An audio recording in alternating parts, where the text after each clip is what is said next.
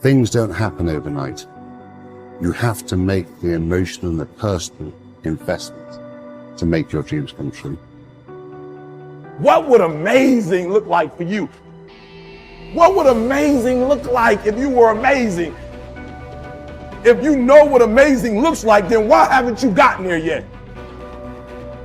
I want you to say, the reason I'm not as amazing yet because I hit the snooze button. That's why I'm not amazing right now. The reason why I'm not amazing right now is because I couldn't get up early enough because I told myself I'm not an early person.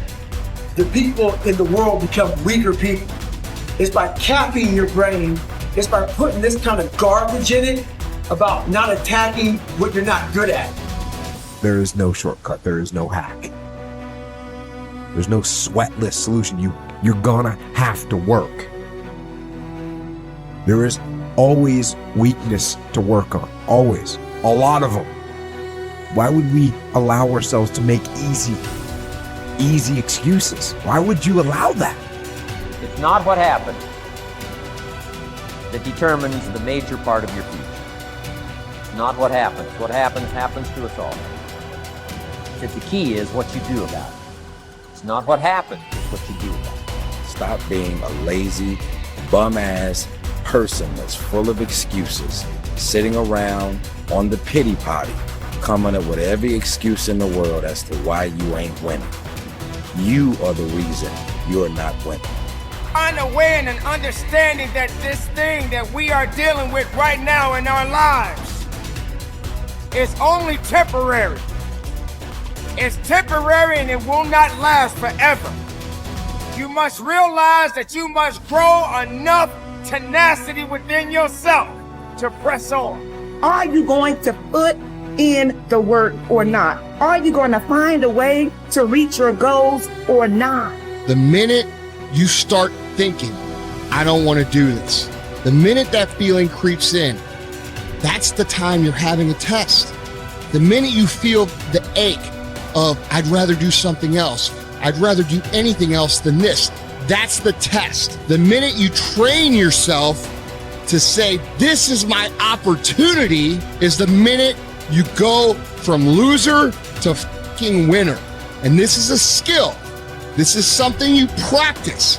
You are amazing and you have limitless potential. So start tapping into it by not sitting on the fence. Get up, get out, and get it done, baby. Let your work get your opportunity. Let your work get your praise. Let your work open up doors. Let your work get people paying attention. Let your work get the whole world to notice. Stop thinking, stop procrastinating, and you gotta work. So you gotta make sure that you constantly are rewriting your book. You have to constantly rewrite your book every day of your life.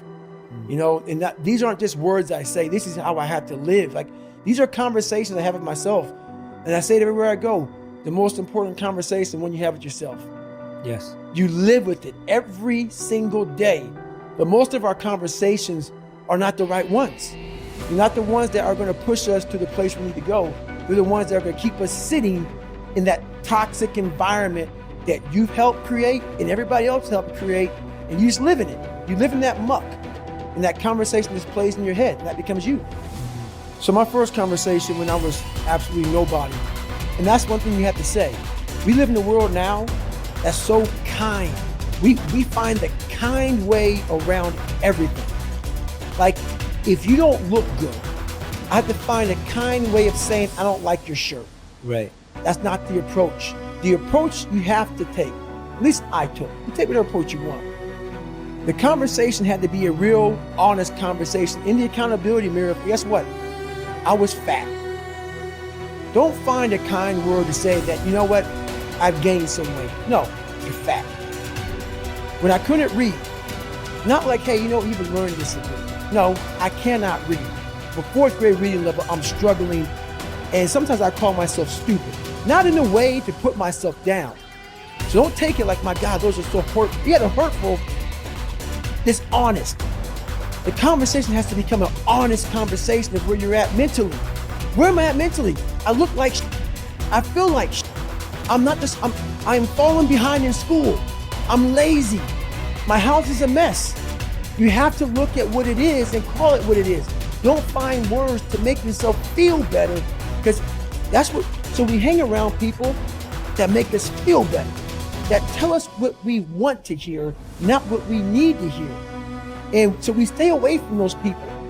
And we stay away from those people, like our internal dialogue becomes that kind, it's okay, it's not okay. So that's where it starts. It starts with that accountability of it's not okay anymore. This can no longer be okay. And calling yourself out for exactly what you are and exactly how you need to fix it. That's where it starts. Take full responsibility for your life. Accept where you are and the responsibility that you're going to take yourself where you want to go.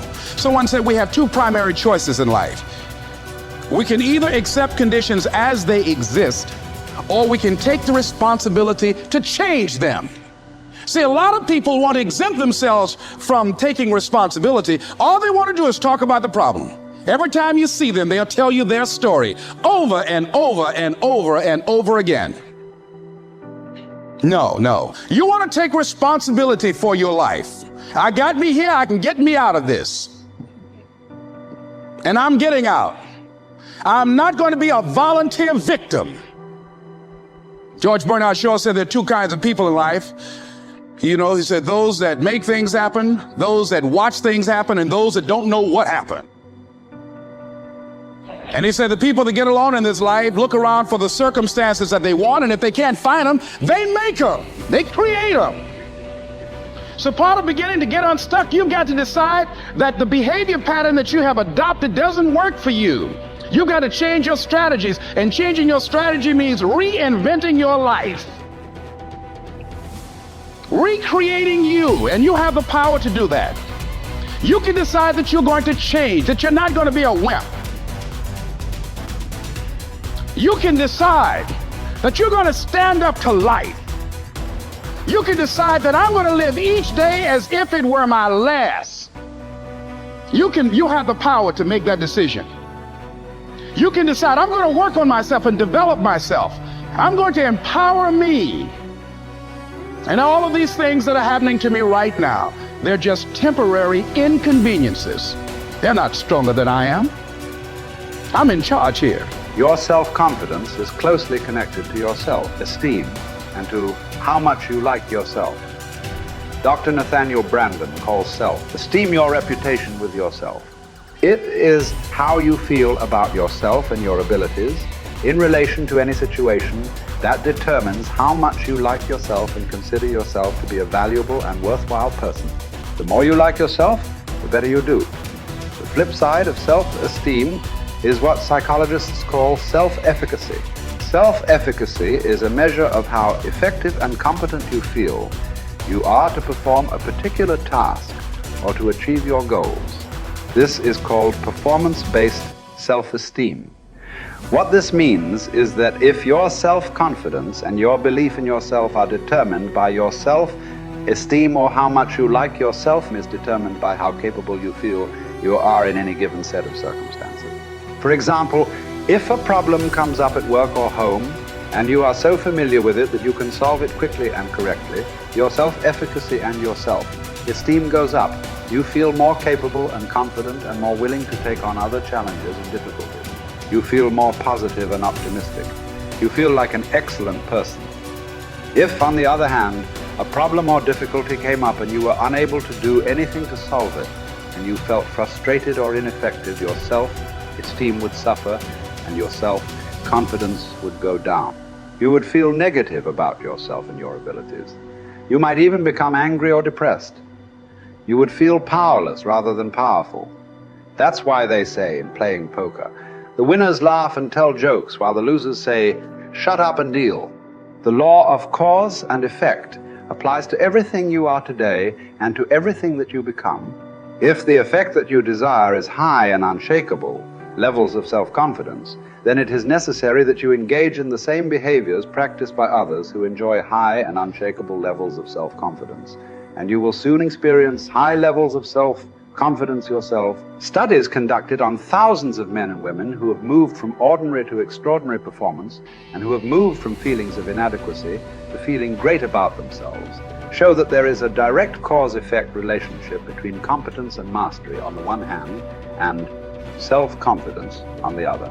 To attain this wonderful, healthy feeling of optimal performance, you need clear goals, challenging standards, regular feedback, total concentration, step-by-step, step success, and a feeling that you are expanding your capabilities to a new, higher level.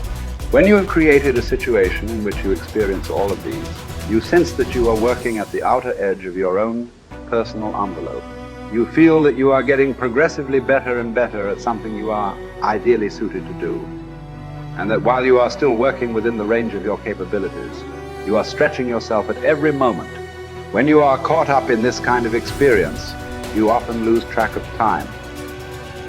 You become unaware of hunger, thirst, or fatigue. You feel calm and clear-headed and euphoric.